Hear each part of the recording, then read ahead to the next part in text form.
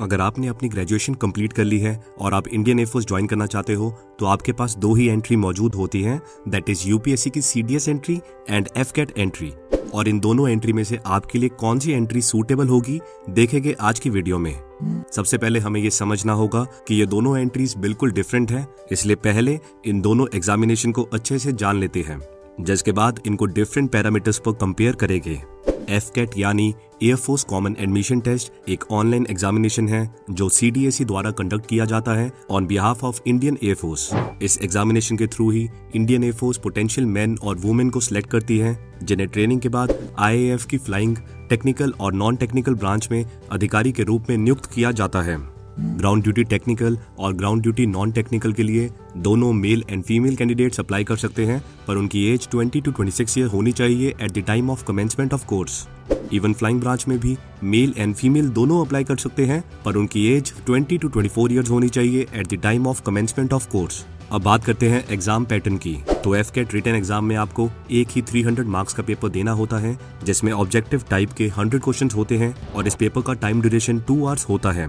Paper में English, general knowledge, mathematics और reasoning section से क्वेश्चन पूछे जाते हैं। एफकेट में 45 to 55% स्कोर करना काफी डिफिकल्ट नहीं होता है, पर एफकेट में हर गलत आंसर के लिए 1/3 नेगेटिव मार्किंग होती है, जिसके कारण कैंडिडेट्स का ओवरऑल स्कोर काफी कम हो जाता है। इससे पहले कि हम आगे बढ़े, मैं आपको बताना चाहूंगा, अगर आप एफकेट एग्जाम में 200+ मार्क्स लाना चाहते हैं तो मैं आपको ये बुक हाईली रिकमेंड करूंगा। इसे सेल्फ स्टडी के लिए और ग्रेजुएशन कर रहे स्टूडेंट्स की टाइम अवेलेबिलिटी को ध्यान में रखकर बनाया गया है। This is the most successful book of AFCAT in India, available on Amazon and Flipkart.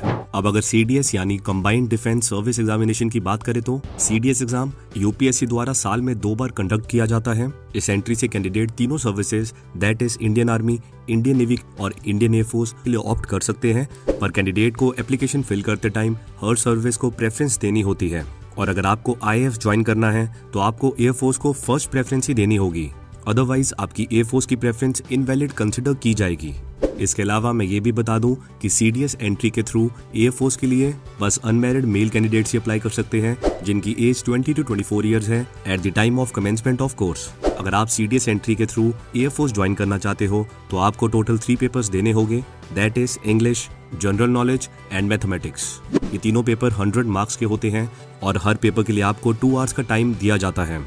CDS और एफकेट दोनों एंट्री में ही रिटन एग्जामिनेशन क्लियर करने वाले सभी कैंडिडेट्स को एएफएसबी इंटरव्यू और मेडिकल एग्जामिनेशन क्लियर करना होता है। इसके साथ ही फ्लाइंग ब्रांच के कैंडिडेट्स को मैंडेटरी सीपीएसएस टेस्ट को भी क्लियर करना होता है।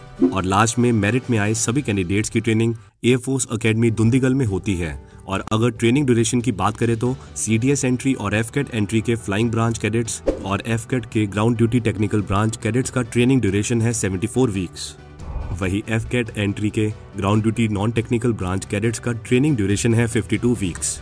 ट्रेनिंग सक्सेसफुली कंप्लीट करने वाले कैडेट्स को इंडियन एयरफोर्स में कमीशन किया जाता है in the rank of flying officer. Irrespective of entry, basic पे सभी ऑफिसर्स के लिए सेम होता है, पर depending upon branch and deployment officer को मिलने वाले अलाउंसेस में डिफरेंस होता है। चलिए अब इन दोनों एंट्रीज को कुछ पैरामीटर्स पर कंपेयर करते हैं ताकि आप बेटर डिसीजन ले सके कि कौन सी एंट्री आपके लिए सूटेबल है। सबसे पहले अगर आप एक ग्रेजुएट फीमेल एस्पिरेंट है तब तो आपके पास एफकेट के अलावा और कोई ऑप्शन ही नहीं है। और अगर आप एक ग्रेजुएट मेल एस्पिरेंट है और आप आईएएफ की कोई भी टेक्निकल या नॉन टेक्निकल ब्रांच को ज्वाइन करना चाहते हैं तब भी आपके पास एफकेट एकमात्र ऑप्शन है, क्योंकि सीडीएस एंट्री के थ्रू आईएएफ बस फ्लाइंग ब्रांच की वैकेंसी फिल करता है और आईएएफ द्वारा बाकी ब्रांचेस की वैकेंसीज को एफकेट एंट्री के थ्रू फिल किया जाता है। अब बात करते हैं उन ग्रेजुएट मेल एस्पिरेंट्स की जो आईएएफ की फ्लाइंग ब्रांच ज्वाइन करना चाहते हैं। तो देखिए, ऐसे सभी एस्पिरेंट के लिए दोनों एंट्री में जो सबसे बड़ा डिफरेंस है वो है टाइप ऑफ कमीशन का, यानी ट्रेनिंग सक्सेसफुली कंप्लीट करने पर आपको आईएएफ में परमानेंट कमीशन दिया जाएगा अगर आप सीडीएस एंट्री के थ्रू फ्लाइंग ब्रांच ज्वाइन करते हो, और अगर आप एफकेट एंट्री के थ्रू आईएएफ की फ्लाइंग ब्रांच ज्वाइन करते हो तो आपको शॉर्ट सर्विस कमीशन दिया जाएगा। दोनों टाइप के कमीशन में क्या डिफरेंस है, इसको डिटेल में जानने के लिए आप हमारी पास्ट वीडियो को रेफर कर सकते हो। पर एक बात मैं आपको यहाँ पर बताना चाहूंगा कि एफकेट से सिलेक्टेड फ्लाइंग ब्रांच ऑफिसर्स का शॉर्ट कमीशन ड्यूरेशन 14 ईयर्स होता है, जिसको फर्दर एक्सटेंड नहीं किया जा सकता है। इसके अलावा सीडीएस एग्जामिनेशन क्लियर करना एफकेट के कंपैरिजन में डिफिकल्ट है।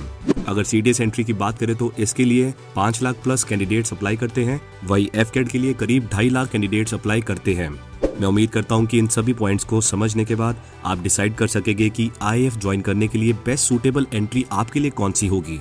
लाइक करें हमारी वीडियो को और हमेशा की तरह हमारी वीडियो को शेयर करते रहें। मिलते हैं